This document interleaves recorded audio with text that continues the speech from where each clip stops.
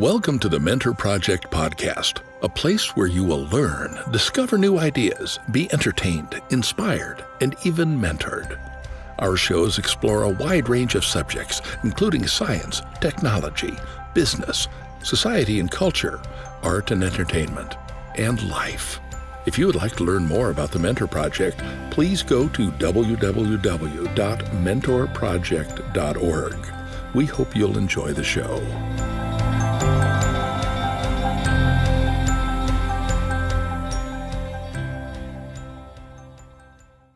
Hello, everybody. This is the Mentor Project, and I'm going to get it started here, but I think I'm just going to sit back and relax and listen to some good stories. We really have a true storyteller with us, and of course, it's not just me hosting this; it's Susan that is keeping me company as in this adventure. Yes, it's great, Marco.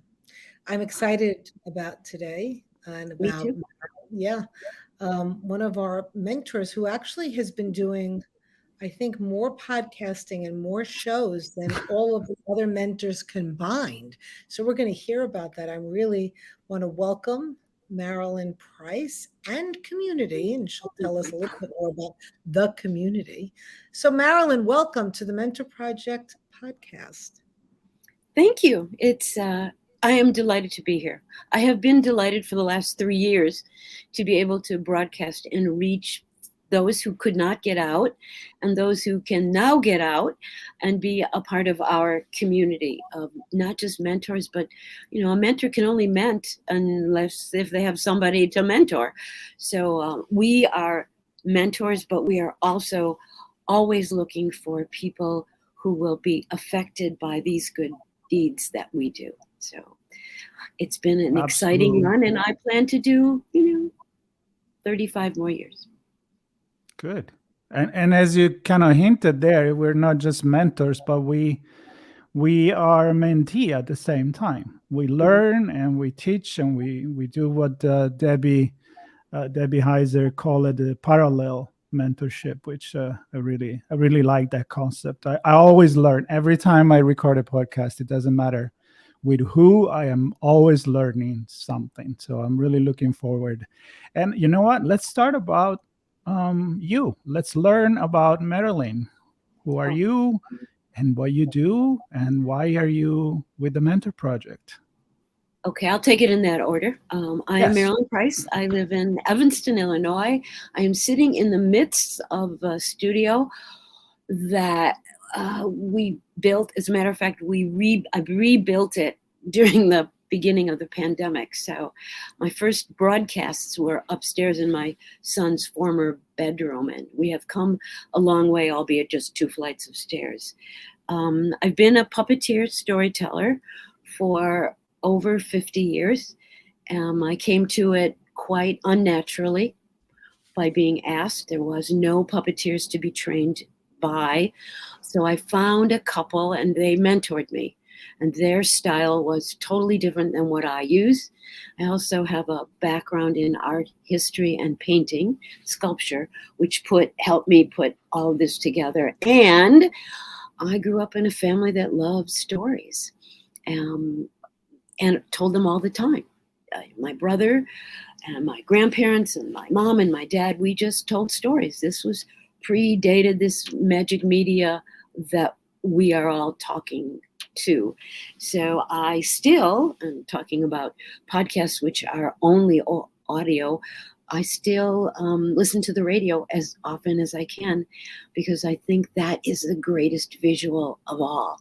You have to listen a little harder. So when I became a puppeteer, I was taught by my girlfriend, who actually really wanted an extra pair of hands. Quite literally, she wanted me to give her a hand. And I had no clue what this was about. So she taught me. We went together for 10 years. And then she went on her way, and amicably. And I went on mine. And the characters, there's different ways to talk what I do. I call it edutainment, because I teach when I tell.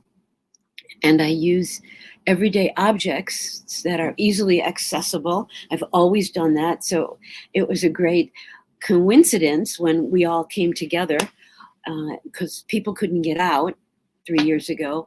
So I taught them how to make characters out of everyday objects and use them to tell a classic story. One, so we didn't have to start from quite literally scratch. So for an example, I use milk cartons to make cows.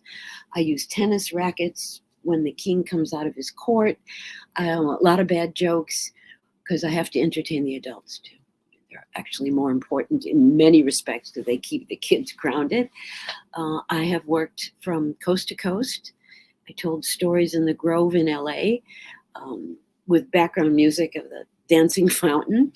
I've told stories on Ellis Island using some wonderful stories from my background, which is Judaism. And I have been and done pretty much everything I have been asked to do, but not everything I want to do. So being a puppeteer is adding a visual to a story that encourages and helps people who learn in different ways. So to add to all of that wonder, and it is wonder, I'm still constantly amazed by it. I started to work with a friend on a foundation, a not-for-profit, that teaches educators of all kinds and their students and their students how to reach all different kinds of learners. So because I teach with a creative bend, I do all the arts, and she does multiple intelligence, and then we do advocacy, and life is constantly full. So how I came to the Mentor Project by Marilyn Price. We went to Renaissance Weekend, the 2019 to the Tetons, and I met some lovely, wonderful people. We were taken by good friends who've been going for 35 years. Marilyn, I just want to interrupt just for those listeners and viewers. Most people will not know what the Renaissance Weekend is. Good. I get to talk about that too. Right. We could just say it. You don't have to go too much into it, but it No. is a think tank, we can say, and it's a way to just really connect with people in diverse fields of all different backgrounds, of all different professions.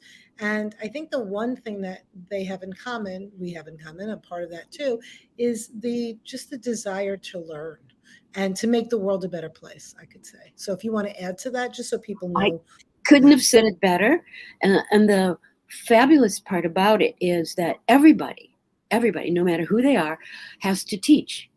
Yes. So if you think you're going, what am I going to say to the astronauts or the people who do this, that, and the other? Everybody's interested in everybody else. And it was quite a magic time, and is back and up and running. So for those of you who are interested, look it up, Renaissance Weekend, and you will be delighted at what you read and see. So right after that, I kept up with the Facebook announcements and saw that Debbie Heiser, who helped develop the Mentor Project, was looking for someone who would be interested in teaching and or telling kids and their families who were now homebound. And so I raised my hand and said, oh, I would do that now. It was probably the most important thing I did for myself, my creative self, during the pandemic. Because when you are a person who I can proudly say is a creative person, you need an outlet, not just for the people that watch you, but you need something to develop. So for 4 weeks, April of 2020, we said we would do one show a week, and then we'll see how it went. And then we'll just, because by then, of course, right, it was all going to be over, but it wasn't. So then we said, well, let's just go till the summer. That would be April, May. And then we'll stop, because by then it will all be over. But it wasn't. So then we went through the summer, and then on and on and on and on. I don't need to repeat that. And it taught me, as you have both of my fellow participants in this podcast said, I learned from everything I did. If I had said I was going to be on, quote unquote, what we now know as TV. I had a TV show a long time ago, but totally different. Now when I broadcast, I look at me, and that, in case you've never done it, is really hard to overcome, because I like other people out there, not just, is her hair right? And then I had to also figure out how to get my characters from one side of the stage to the other and move them. So what I just did was to take an object, move it from one side to the other. And sometimes it's backwards, so that the first few times I tried this media, it made me a little leery. But because of my mentor project partners, I learned from them. And now I think I'm relatively good at it. And it goes pretty much everywhere. So some of the experiences that the Mentor Project has led me to are finding out what some of my more than Facebook friends love. And I get fan mail.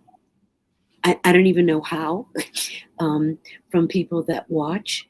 And it's a magic gift to me to be able to do this out in cyberspace. It's the only way I can describe it. And of course, if you see in my life, the sun is always shining.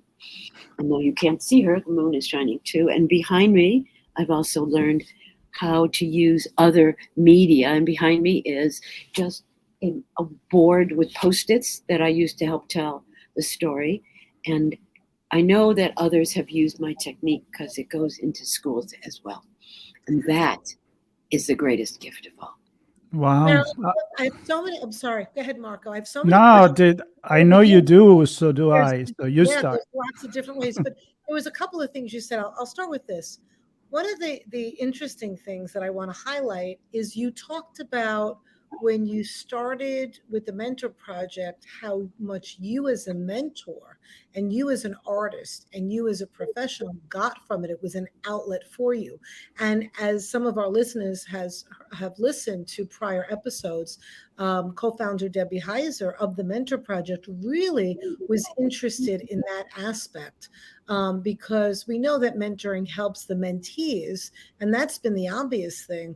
But what some of the focus has been on for the Mentor Project is really to look at and to research what the mentors are actually getting from it.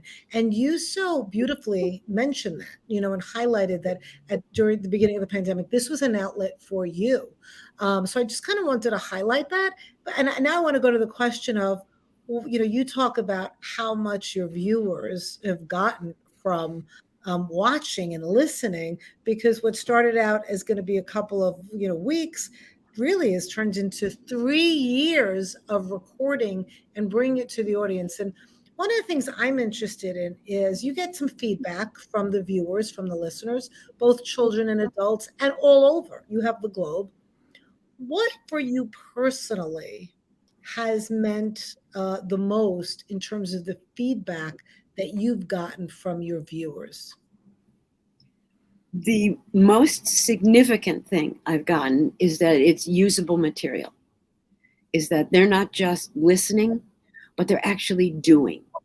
So from my teacher friends, my librarian friends, and from people who I have one particular friend who I've actually never met in person, although she lives across the town from me, directed shows. And what she gets from it is watching this particular media pull it all together, and something she's not been able to do before. So things like that, and knowing that people actually wait for this program that the Mentor Project provides, that's awesome. And then I've had the privilege of actually interviewing my little boy, because when he left to move to LA 26 years ago, he took one of my puppets, and I made another one. So we had this incredible interview process with Matt on one side and me on the other, and the puppets talking to each other. which made me as a mentor, but more important as a mom, thinking, this is good. This is good. This means people are paying attention. And that is the greatest gift of all. And it's this yin and this yang. You can't get enough or give enough to not know that it all comes together. Yeah, it's amazing. And it makes me think, when you started this and the evolution of you adapting to a new media, right? Looking at yourself in a digital screen on Zoom or wherever we use, StreamYard. And I've always been somebody that when the internet come out, people were afraid, right? Like when TV came up, they were afraid the radio was going to die. When the radio come up, they were afraid the newspaper were going to die. And in reality, even with the internet, everything is different, but also retain the core of what it is. One, it may be obviously the storytelling. We are made of stories, and we use different technique to do so. And you're using this art, which is, for me, being Italian, I grew up with Pinocchio and many other characters in the 70s and when I was a kid. And I am like, nothing really dies, nothing really fades, it just evolves. But when I look at what you do, it's really at the core of, we used to do this centuries ago. So what does it take to become a storyteller with the puppets and still make it work in this digital society that we live in? I think that's actually not, I hate to blow anybody's bubble here first. I don't think it's all that different. I think it's the way we connect. Like when I teach tellers how to tell, or teachers how to tell, look at your community, look them in the eye, because even if you can't see them, you just have to use your great imagination. So my presentation skills haven't changed that much. As a matter of fact, what you said, Marco, is great, because we were always afraid that the next thing we were going to would dissolve the last thing. And in fact, all it did was make it better. Yeah. So here we are. I can tell a story and tell people what they're seeing by relating to it. I mean, behind me is the color red. Behind me, over my hand, is a sun. I can describe it just like in radio for the people who are listening, but for the people who see it, it's twice as good. So it took some getting used to. I also, besides the Mentor Project, did a weekly show in Atlanta, Georgia, to a synagogue for the whole first year. I went in the morning on Sunday after breakfast, and I came back and had lunch. So I didn't really go there, if you know what I mean. But I actually got to see them as time went on. So by the time they brought me back and put me out in front of the TV, like a big surprise, I knew them. I knew them better because I'd seen them every single week. So even though I don't see our audience, I see names because I post it afterwards. I know who's watched. And if I want to send them a note to see what they think, I'll let them know.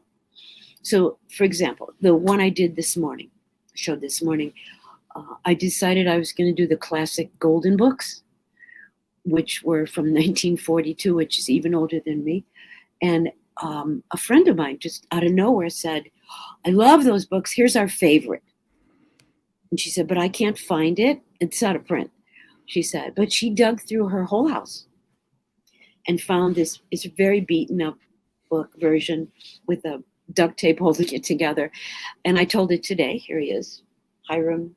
He's right behind me for those of you. He's Hiram with red shirt. It's a wonderful story. And this is what I learned, because you asked what I learned, because I always research the authors. This book was written by a woman named Mabel Watts, which may not mean anything to most people, but she wrote The Little Engine That Could, which does mean something to people. So I'm pretty sure Mabel is long gone. That first book, the last book I mentioned, was 19 17, I think, or 18. So we bring, you're right, nothing ever is gone. We get to bring it back for people that need to hear it. So I highly recommend Hiram's Red Shirt. It's about an aside, a man who has a favorite piece of clothing. Everyone's been there, right? And it's beginning to wear out.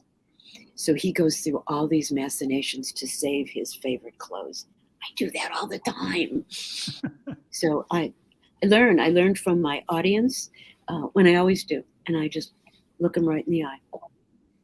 There's so many things again, but one of the beautiful things, and I think the important things that your work does, is at this time of technology where the kids and adults are so involved in screens and doing so much online, and they are creative. And I'm not saying that there's anything wrong with technology. It has its pros, but what you do in terms of taking the objects and teaching them from to create, and you're bringing out their artistic ways in a different way. You're using their creativity in a very different way that is really getting lost today. Kids and adults don't always have that.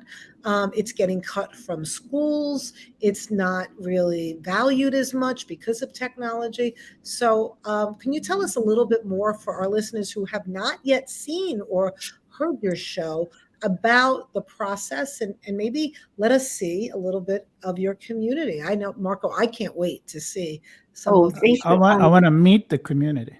You want to meet all my community? Okay, just let me get them ready. You ready, guys? Okay, I'll be out there in a minute.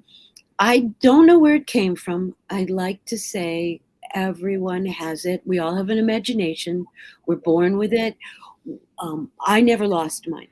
And I don't know if my parents stirred me on, perchance they did. It wasn't that we didn't have stuff, so we always made up stuff. And I still see it. I have published a book. Oh, I don't have it with, maybe I do. Okay. So excuse me. So an example would be, this is a book I wrote a while back, and I'll just show you the cover. So this is a Hebrew alphabet book. Every single character is made with an everyday object. And the way I found them was I took a walk. So funny little things would stick out with me. And they also had to resonate with the letter. So this is the Hebrew letter Taf, like a T. And the character puppet is made out of a toffee apple. So my pedagogical friends who published these books went to all sorts of issues on how does that work? Can you take a taffy apple and every time you see it, now you see the letter Taf? Yes, it does work. It's a double clue. So that would be one thing. And I'm going to take you on a tour. I've written 4-5 books, all with puppets, all with everyday objects, socks, forks, spoons. We used to, when I was a kid, sit around the table. My grandpa would make napkin rabbits, and then we'd use the fork. So this is not new to me. And I know, because I've watched it and I've seen their faces, that there's an awe factor when you take an envelope, put it in your hand, and all of a sudden it's talking to you. Never fails. And the adults are surprised, and they do it too. So, and they always test me. I was in Ogden, Utah, because we work with museums, and I put this envelope on every single time, put the envelope on, and I did that, and the whole audience went, ooh, and guess what they did next after I passed out envelopes? So that's the inspiration. How do I get it? I don't know. It's in there. I hope to never lose it. But the Mentor Project in April of 2020 nurtured mine. Beautiful. And that I can tell for sure. So I'm going to take you around. I don't want to lose you. So I was going to see if I'm not even going to bother with settings. I'll just hold you up and I will talk you through this because I can see. This is where it's like a toy story. It is a toy store with working people. But I Yeah, want you and to the meet, movie Toy Story too. Yeah, oh, I love that movie. I want you to meet my mentor. I had a mentor. Here he is. I don't know if you can see him. There's a character right here where my finger is. That Yep. is Bird Tillstrom. Bird Tillstrom was my mentor. Next to him is this game my kiddos found me, Kukla and Ollie. Bird Yes. Tillstrom did the first TV Yep. show called Kukla, Fran, and Ollie. I And he remember lived here, and he was my mentor. He inspired me. I knew him. He was just awesome. So Brilliant. there are people out there, he's no longer, unfortunately, with us, and there weren't many puppeteers, who did that sort of crazy work. And I'll just show you her before I send her off. This is Taylor Swift, puppet. I made her for my grandniece, who is a huge fan. She's obviously not going to sell her because I'd be sued up and down. And that's what she wanted for her bat mitzvah gift. So here she is. Hi, Taylor. Wave at everyone. So for those that are listening, Marilyn, can you describe what she looks Taylor like? Swift is made out of the greatest yarn ever, because I think that's what her hair looks like. It's yellow. And I made her a red, shiny, sparkly dress. And there's this magic new thing where you can print onto material a picture. So I am a very big fan of having puppets with the person's face on it. I use that in teacher workshops all the time. So what I'm now showing you is food boxes. That's my face. And then you empty the box, you put your hand inside, and there you are, a puppet. Fabulous. So that's a lot of the kinds of stuff we do. So a couple of weeks ago, I did a show called Lentil by a wonderful author named Robert McCloskey, well known for Make Way for the Ducklings. So I took, and I'll tell you, the soup was terrific. I took a box of lentils, emptied them, put a picture on him, and he was my puppet character. So everything has a purpose, nutritional, of course. So up here is some of the characters I've used for Mentor Project shows. That's Max. And as I said before, I always find out about the authors, because the authors are usually, and we have to give credit where credit is due. I did not write most of the books that I tell stories from. So here we have some other friends of mine. This one here, Kiki, was a book written by a friend, two friends, during the pandemic, about how kids are responding to the pandemic, and how she was a little girl who gave huge hugs, and now she couldn't do it, and her dilemma in dealing with it. So this is Kiki. Wave hello. Hello. So it's a puppet from the Ukraine that I particularly like, that I show. Most of these, you might recognize him. That would be Benjamin Franklin, if you can see him. He, I did a show called We the People, WEE, about the Constitution and the states. And once in a while I make puppets of friends. So that was my best friend there. Then I have puppets from other countries. So you probably know this dude too. Yeah. That was Kermit. And we were in an elevator together. At least everyone in the elevator thought it was Kermit, but it was actually Jim Henson, who had the same exact voice. Very cool. So up here we have string puppets, which I am quite fond of, but don't like to travel with because they're a mess. And back here, I don't know if you can see him. This is Babar the Elephant. I did a whole long series around the books of Babar the Elephant. And for Northwestern University. Up here is my favorite ever story, Striganana. Bubble, bubble, pasta pot. Boil me some pasta. So when I tell it with the kids as my helpers, but I lost the pasta. Excuse me.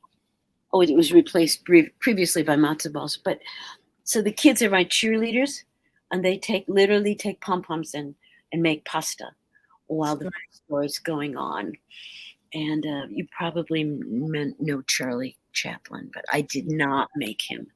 And these two dudes, my personal, this one is a cat, big old cat string puppet from Peter and the Wolf I did with live music and different kinds of puppets.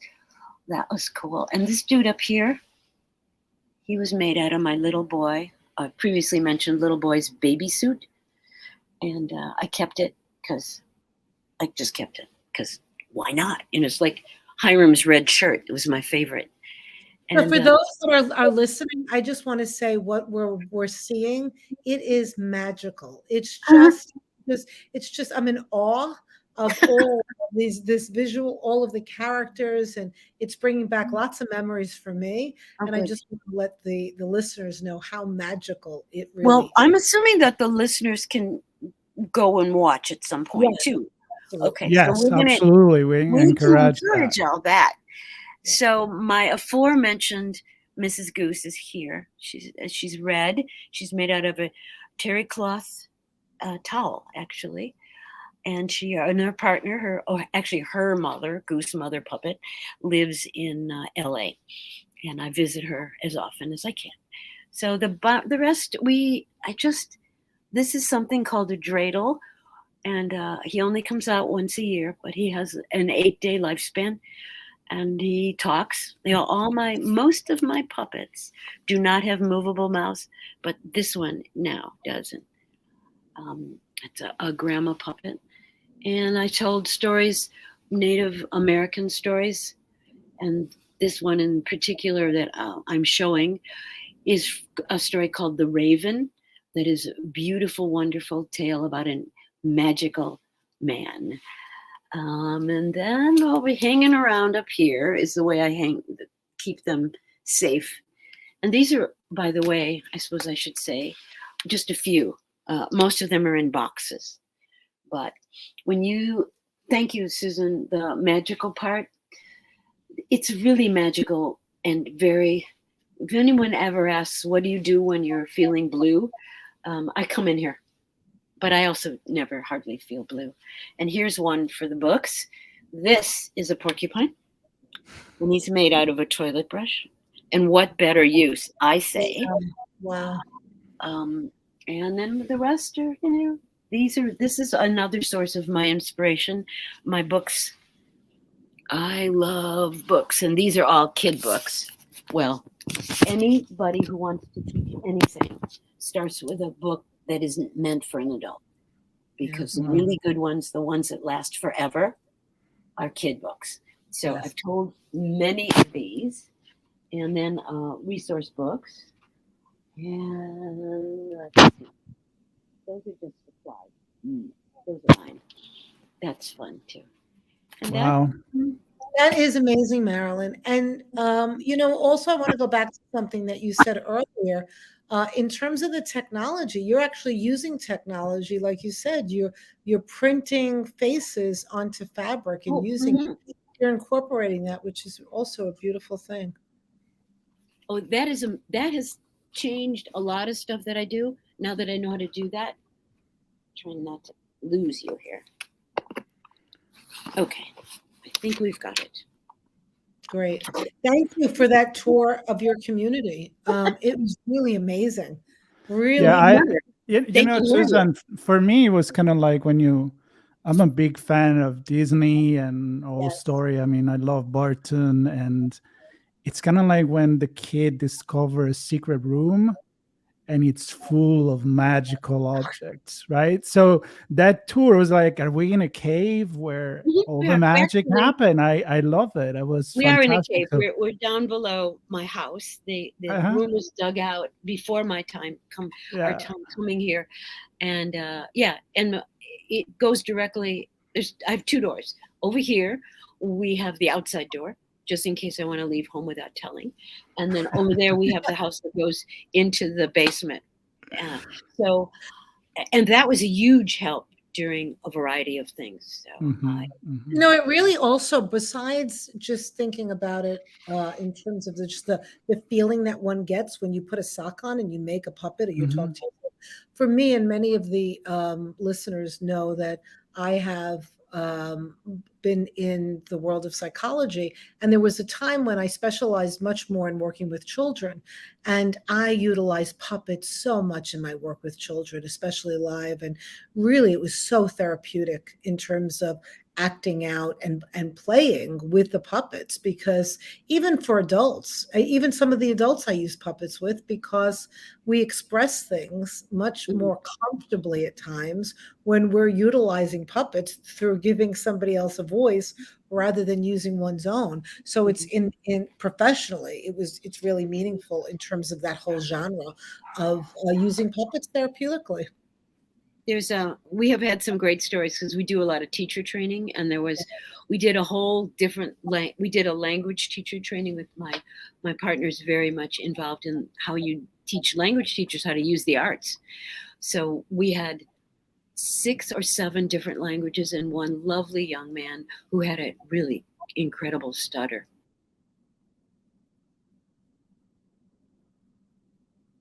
Did Marilyn freeze?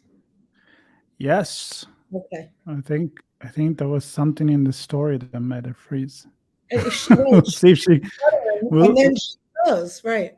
I know. We'll just keep going until we wait, as we were gonna start wrapping anyway. So hopefully she will resolve the internet connection there. But so many things that I would love to discuss. Like this conversation, Susan, really inspired me.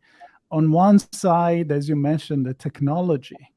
And I'm thinking, me being a tech and society guy, like 3D printing and how people can literally now recreate whatever they want. But the beauty of Marilyn using everyday object. And I don't know if you ever heard the stories, like when people talk about their kids and like, yeah, well, I bought them this toy, but then they play with the box. I mean, the imagination. Exactly. My daughter's favorite thing, all she wanted, literally, was a giant box. And one year I had to just give her as a gift this giant box that she would go into and just play. And that's all she wanted. It was just amazing. And it's true. And the other thing that I want to go back to, hopefully Marilyn will join us, but you probably caught the line too earlier on in the discussion, is when she said, I hope I get it right, but you'll help me out. Radio was the best form of visual imagination. And I love that she related to that, because it's our own imagination that we can listen. But that's why oftentimes reading a book, when people go see the movie, they're disappointed because it's never what they imagined, and it's stronger in one's imagination. So true. So true. I always make the joke that I watch the radio. Right. Meaning that, I envision, and that's why I love Audible so much. And I mean, we talked about this in some of our episodes, where when you envision and you're reading a book, you create the story that really is yours. And when you watch a movie, you see what the director maybe saw, and you may like it, but maybe it's not what you would have created yourself. So. But very, very inspiring. And I think at this point we can recap, and hopefully she'll come back another time. Of course, she can always join us again. But even those notes about books that she mentioned, as she does play with puppets and telling story, the fact that those kids' book lasts forever, I'm quoting her again. I have a personal story with that. I have a book that is called The Conference of the Animals that my grandma used to read to me when I couldn't even read when I was a kid. And I was in Japan a few months ago, and I went to a bookstore, and I just saw that exact book with that exact cover, but in Japanese, with the title in Japanese. And you can ask my wife, I was like, wow. I just flipped out. I was like, I know that book. And I haven't read it in, 50 plus years, but it's kind of like that stuck in your head, those stories, maybe your favorite toy, your favorite puppet. It stays with you for the rest of your life. So that's so important. Back, right? Yeah, it brings you back to the whole feeling that you had at that time and the meaning that it had. It's amazing. I now regret throwing out all of my golden books. Oh my goodness, I had so many of them, but over the years I just I got rid of most of them. Yeah, there's a couple that I they'll have. I have to go look for them. But yeah. I So know. great. Why don't we do a shout out in terms of you can watch Marilyn's shows on YouTube and through the Mentor Project. And we're going to have the link in the show notes as well, so that, but you can go to wherever you listen to your podcast, go to the Mentor Project and you can put in Marilyn Price.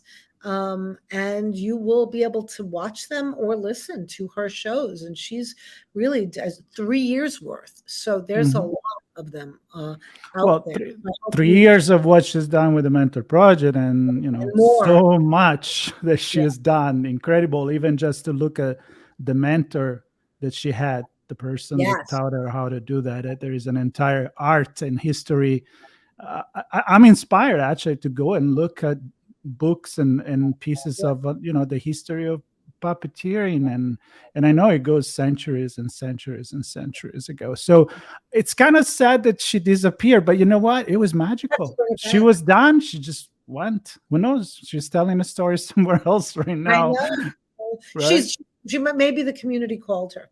Maybe needed to talk to her. That's right. We'll have to have her back on. I'm sure we will have her back on. All right. So let's do our salutation here to everybody that we hope enjoy. And yes, seriously, if you listen to the audio and you have a chance, go to the YouTube channels, and there'll be the link in the note. I mean, just explore that room with her. It was a real treat for me. It really was magical watching it. So I hope that the listeners and viewers will enjoy it as much as I know I did and you did. And thank you for listening and watching. If you would like to support the Mentor Project, there's lots of different ways that you can personally get involved. You can share the Mentor Project with others, and you can support us as well. Please go to mentorproject.org or go and listen wherever you listen to your podcasts. That's right. Stay tuned. We are recording many more stories with many more amazing mentors. So we'll catch you later. Bye-bye. Okay. Thanks, everyone. Thanks, Marco.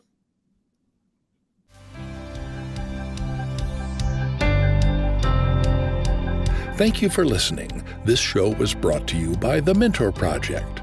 If you enjoyed this segment, there are many ways to thank us. Please consider subscribing to our podcast, making a tax-deductible donation, or becoming directly involved. Subscribe to this podcast and visit us at www.mentorproject.org to learn more.